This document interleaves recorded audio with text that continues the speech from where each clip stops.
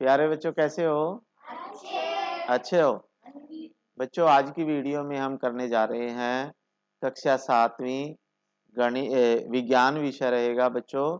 और अध्याय इसमें 11 है और अध्याय का नाम है बच्चों प्रकाश। कौन सा अध्याय है? प्रकाश। पहले ये पुराने सिलेबस के अनुसार ये 15वां पाठ होता था, लेकिन अब ये 11वां पाठ हो चुका है। तो ये 11वां पाठ है बच्चों। कौन सा पाठ है ये? 11वां पाठ है। ठीक है, तो ये 11वां पाठ है, प्रकाश अध्याय का नाम है। तो ये नए सिलेबस के अनुसार है 11वां पाठ। ठीक है, तो इसके अभ्यास के प्रश्न उत्तर करेंगे बच्चों। तो सभी बच्चे वीडियो को अंत तक जरूर देखें और तभी आपके ये सभी क्वेश्चन समझ में आएंगे, और अपनी कॉपी में भी इनको लिखें। तो चलिए शुरू करते हैं। प्रकाश। सबसे पहले प्रकाश होता क्या है बच्चों? प्रकाश किसे कहते हैं? प्रकाश किसे कहते हैं? तो प्रकाश के बारे में आपको पता तो है भी। प्रकाश जहां भी रोशनी होती है उसे प्रकाश कहते हैं। तो उसका क्या काम होता है? वो हमें वस्तुओं को देखने में हमारी सहायता करता है। यानी जहां प्रकाश होगा वहीं हम वस्तुओं को देख सकते हैं। जहां प्रकाश नहीं होगा वहां वस्तुओं को हम नहीं देख सकते, अंधेर होगा वहां पे। ठीक है, तो प्रकाश वह साधन है जो वस्तुओं को देखने में हमारी सहायता करता है। ठीक है, तो चलिए अभ्यास के प्रश्न है। पहला प्रश्न, खाली स्थान भरने हैं, रिक्त स्थान भरें। तो इसमें है, जिस प्रतिबिंब को पर्दे पर प्राप्त नहीं किया जा सके उसे क्या कहते हैं? ऐसा प्रतिबिंब। प्रतिबिंब होता है बच्चों किसी भी वस्तु की छाया।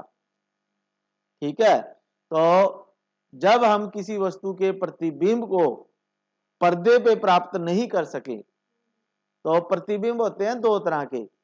एक होता है आभासी प्रतिबिंब और एक वास्तविक प्रतिबिंब। आभासी प्रतिबिंब और वास्तविक प्रतिबिंब।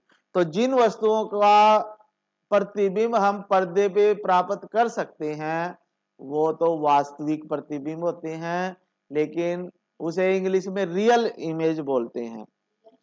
रियल इमेज या वास्तविक प्रतिबिंब।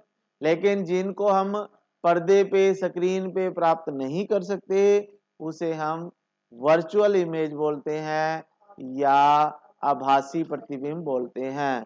तो आपका आंसर आ जाएगा आभासी प्रतिबिंब, क्योंकि हम पर्दे पर प्राप्त नहीं कर सके उसे आभासी प्रतिबिंब कहते हैं।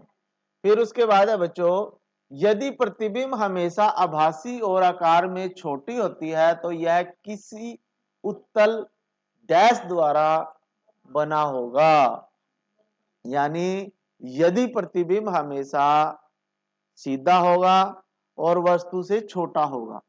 ठीक है, सीधे सीधा जब बनता है ना तो वो आभासी प्रतिबिंब बनता है। जैसे हम हर रोज सुबह दर्पण देख के आते हैं, शीशा देख के आते हैं। ठीक है, जैसे ये शीशा है, दिखाइए इधर दे। तो इसमें हाँ, जैसे ये शीशा है हमारे पास। ठीक है, तो इसमें वस्तुओं का प्रतिबिंब कैसा दिखता है? आपको सीधा दिखता है। जैसे आप सभी जो लोग बैठे हैं यहाँ पे कक्षा में, तो आप सभी का प्रतिबिंब इसमें सीधा दिख रहा है। ठीक है, दिख रहा है सीधा। तो अब ये जो अंदर इसमें आपको अपनी पिक्चर दिख रही है तो वो आभासी प्रतिबिंब है। इसमें कैसा प्रतिबिंब है? क्या हम इस प्रतिबिंब को किसी पर्दे पे ले सकते हैं?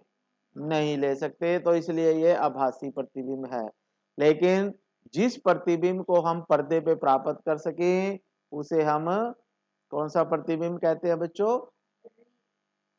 रियल या वास्तविक प्रतिबिंब। ठीक है, तो जब जिस यानी जिसमें प्रतिबिंब हमेशा आभासी बनेगा, आभासी का मतलब सीधा बनेगा, और आकार में छोटा होगा तो वो उत्तल दर्पण होगा। उत्तल उत्तल दर्पण होते हैं बच्चों।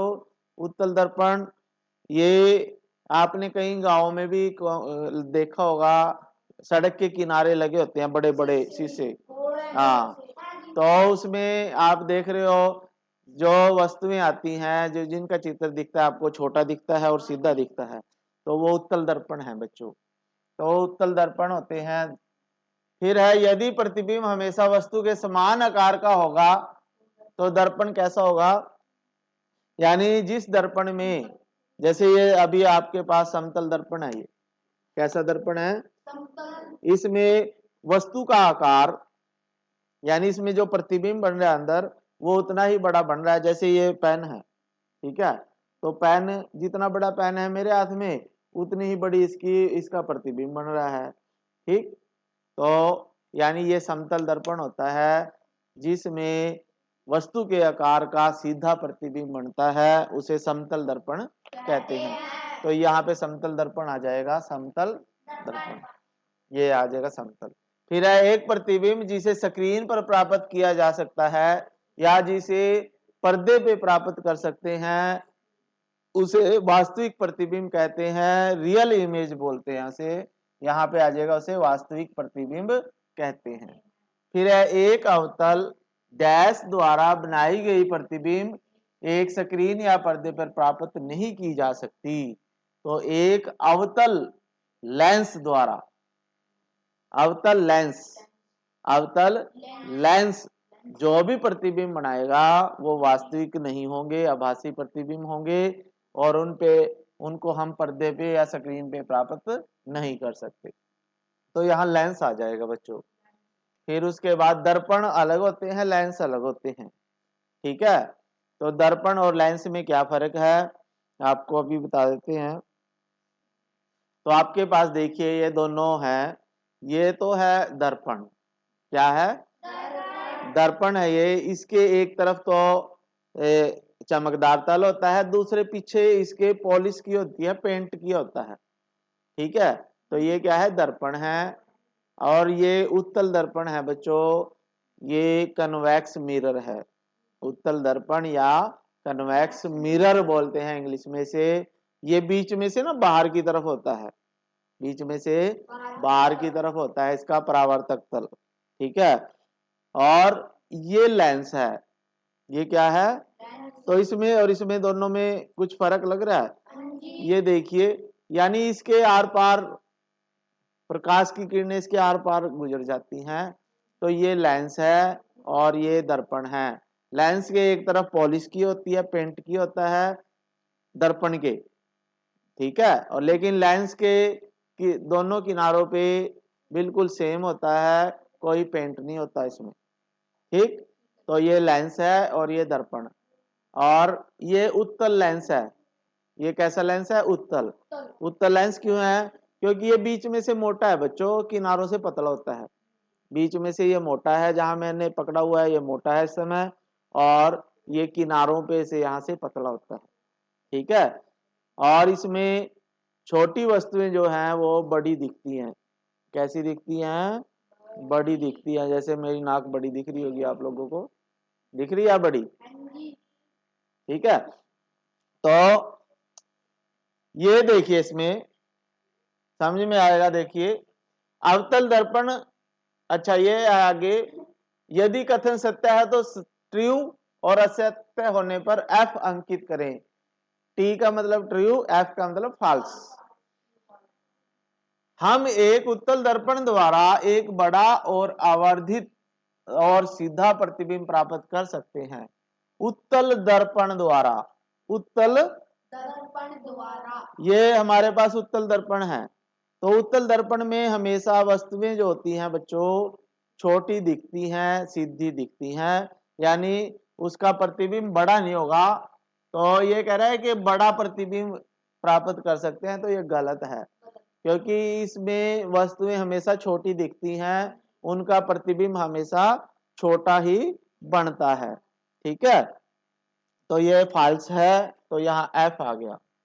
फिर है, अवतल लेंस सदैव आभासी प्रतिबिंब बनाता है। अवतल लेंस, अवतल लेंस, अवतल लेंस, ठीक है, एक उत्तल लेंस होता है, एक अवतल लेंस होता है। तो अवतल लेंस जो होता है बच्चों बीच में से पतला होता है।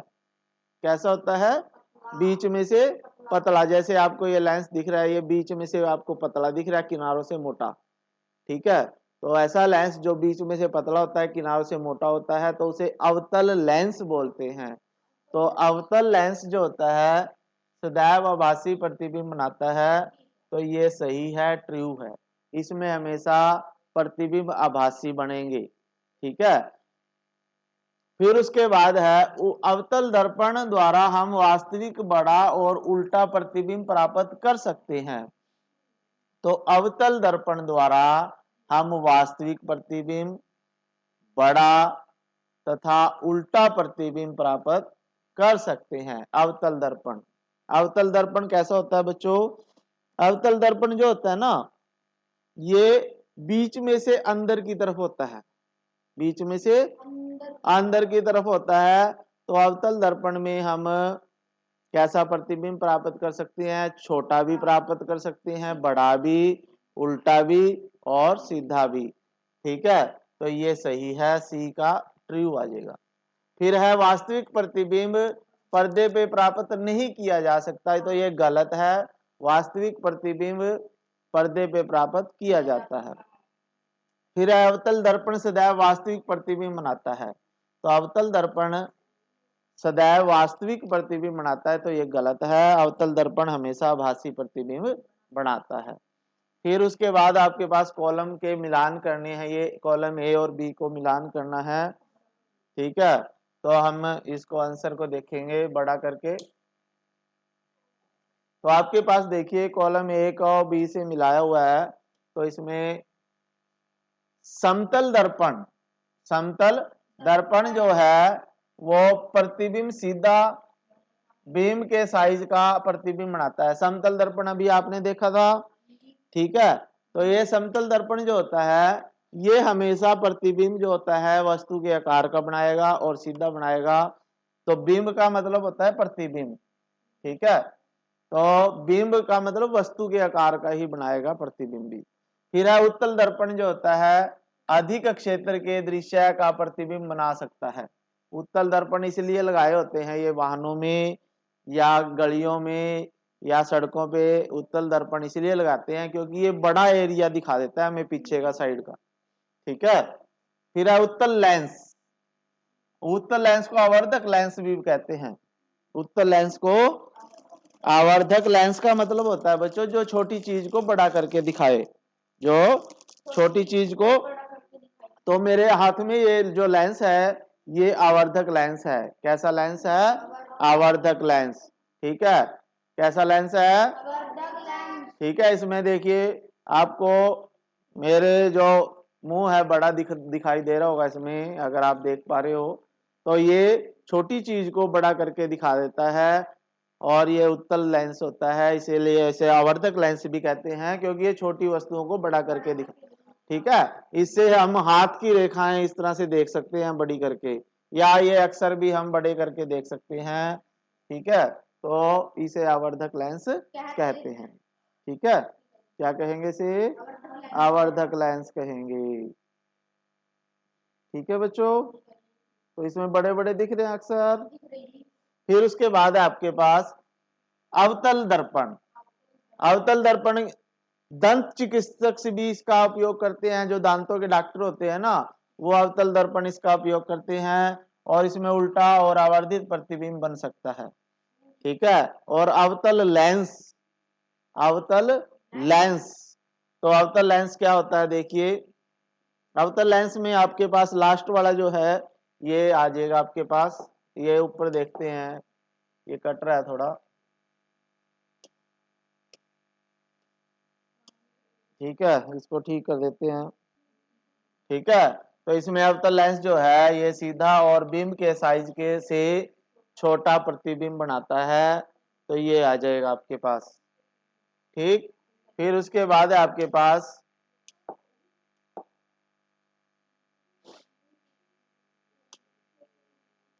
उसके बाद है अगला प्रश्न आपके पास देखिए, चौथा प्रश्न, समतल दर्पण द्वारा बने प्रतिबिंब की विशेषताएं बताएं। जो समतल दर्पण होता है उसमें के द्वारा जो प्रतिबिंब बनता है उसकी विशेषताएं लिखने। तो समतल दर्पण आपके पास यही है। ये कौन सा दर्पण है? समतल दर्पण। तो इसमें जो प्रतिबिंब बनता है वो उतना ही बड़ा बनता है जितना बड़ा वस्तु होती है। जैसे देखिए मेरा प्रतिबिंब मेरे ही जितना दिखाई दे रहा है, दिखाई दे रहा है या नहीं? तो इसमें यही है, समतल दर्पण एक सीधा प्रतिबिंब बनाता है। तो देखिए मेरा प्रतिबिंब इसमें सीधा दिख रहा है, ठीक है। तो ये प्रतिबिंब कैसा बनाता है? सीधा। और आभासी प्रतिबिंब, जो प्रतिबिंब सीधा होगा वो आभासी भी होगा।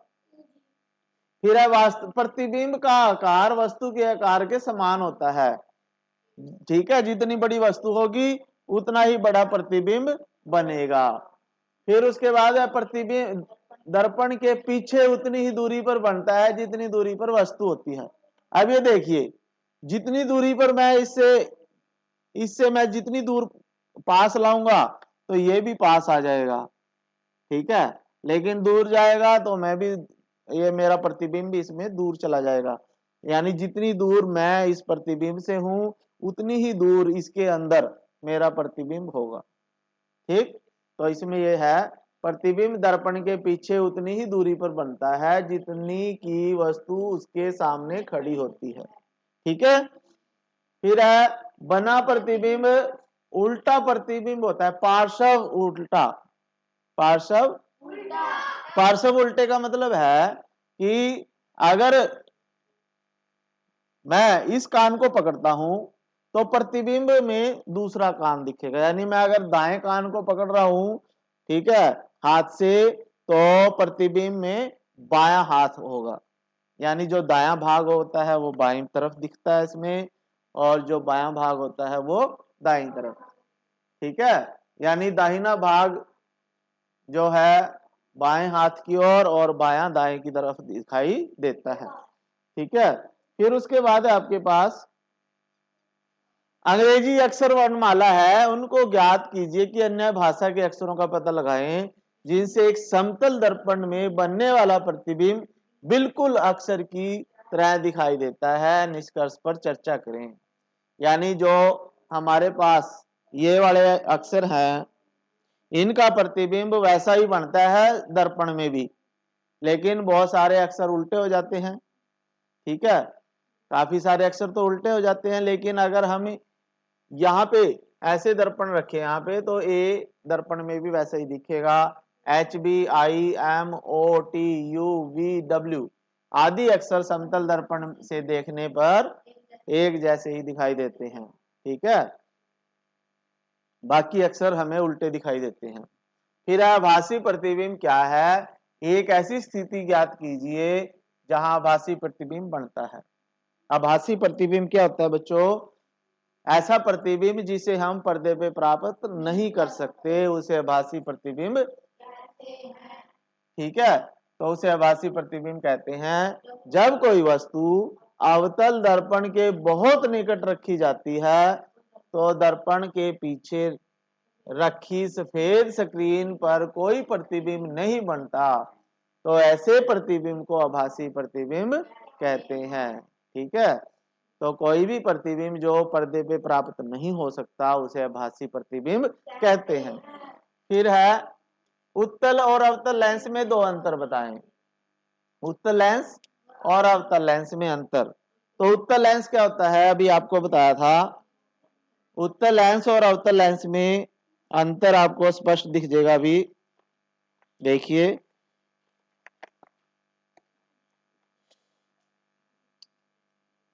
तो देखिए मेरे पास दो लेंस है, ठीक है। सभी बच्चे देखें, एक लेंस तो ये है, देखिए ये बीच में से पतला है किनारों से मोटा है, तो ये तो है अवतल लेंस, और ये उत्तल लेंस है। तो ये देखिए दोनों में अंतर दिख रहा है।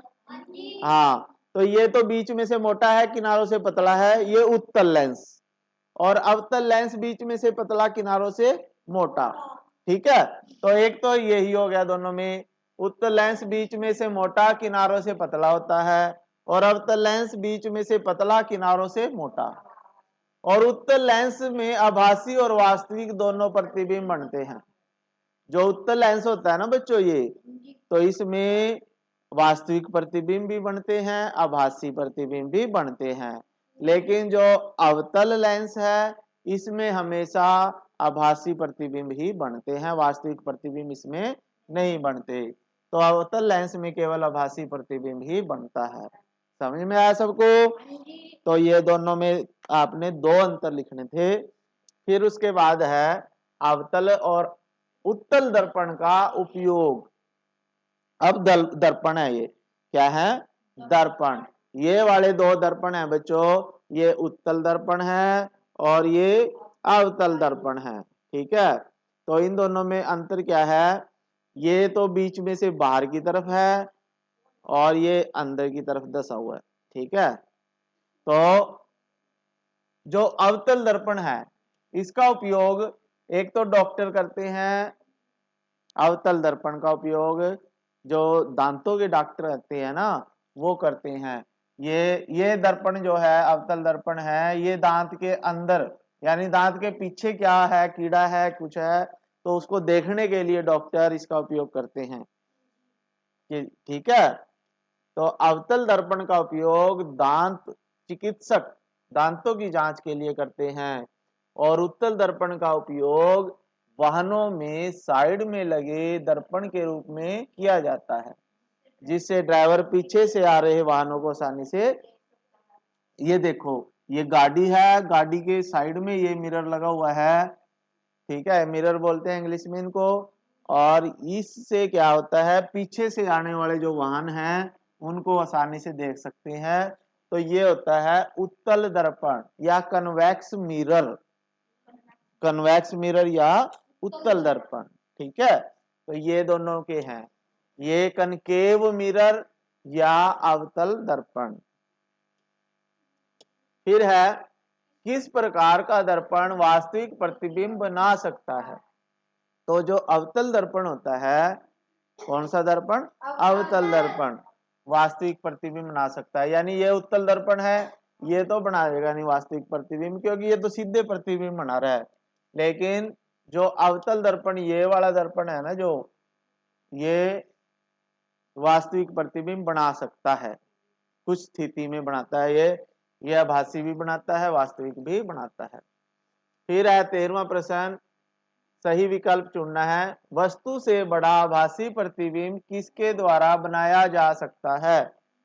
अवतल लेंस द्वारा, अवतल दर्पण, उत्तल दर्पण, समतल दर्पण। तो अवतल दर्पण से हम वस्तु से बड़ा प्रतिबिंब भी बना सकते हैं, छोटा भी बना सकते हैं, वास्तविक भी और आभासी भी। फिर उसके बाद है डेविड एक समतल दर्पण में अपना प्रतिबिंब देख रहा है।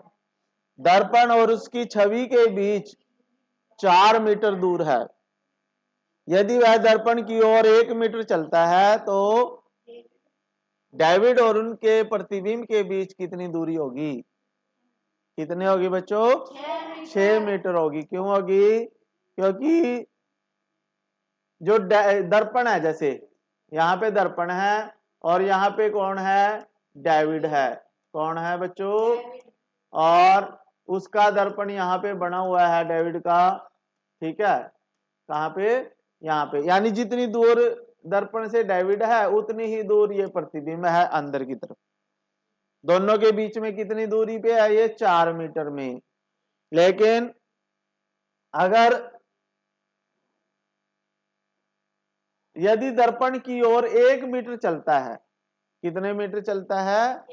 1 मीटर। 1 मीटर दर्पण की ओर चल गया वो, तो क्या होगा? तो इसमें देखिए बच्चों, इसमें क्या कहता है, ये दर्पण है बीच में, तो ये कह रहा है उसकी छवि और दर्पण के बीच में 4 मीटर की दूरी है। ठीक है, और 4 ही मीटर वो दर्पण से दूर होगा, तो टोटल 8 मीटर दूर है एक छवि और डेविड, दोनों के बीच की दूरी कितनी है? 8 मीटर की। लेकिन ये कह रहा है कि 1 मीटर ये आगे आ गया, 1 मीटर ये हो गया तो 1 मीटर ही ये आगे आ जाएगा, तो 8 में से 2 मीटर कम हो जाएंगे, 8 माइनस 2 कम हो जाएंगे, तो हमारे पास 6 मीटर जो है आपका आंसर आ जाएगा बच्चों। ठीक है, तो 6 मीटर आपका आंसर है।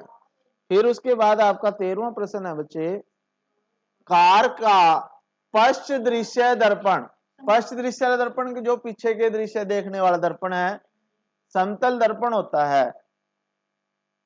एक चालक अपनी कार को 2 मीटर प्रति सेकंड की गति से बैक कर रहा है, ठीक है। ड्राइवर जो है गाड़ी को बैक कर रहा है पीछे, और 1 सेकंड में 2 मीटर पीछे जा रहा है उसकी गाड़ी। तो ड्राइवर अपने पश्च दृश्य दर्पण में अपनी कार के पीछे खड़े एक ट्रक की छवि देखता है। तो जिस गति से ट्रक की छवि प्रतिबिंब चालक की ओर आती हुई होती है वह कौन सी होगी? यानी जितनी गति से वस्तु पीछे जाएगी ना, उससे दुगनी गति से उसका प्रतिबिंब पास आएगा। तो यहाँ 2 मीटर प्रति सेकंड है, तो उसकी छवि जो है हमारे पास 4 मीटर प्रति सेकंड की दर से आएगी, ठीक है। तो उससे दुगना होगा। आगे क्वेश्चन है, देखें आगे भी है बच्चों, चलो देख लेते हैं। आगे नहीं है। तो इस अध्याय में इतने ही क्वेश्चन थे बच्चों। आशा है आपको समझ में आए होंगे। तो बच्चों अगर आपको ये अच्छा लगा है, समझ में आए हैं, तो आप इसे लाइक कर देना, चैनल सब्सक्राइब जरूर कर देना अगर आप चैनल पे नए हैं। ठीक है बच्चों, फिर मिलेंगे। Thank you.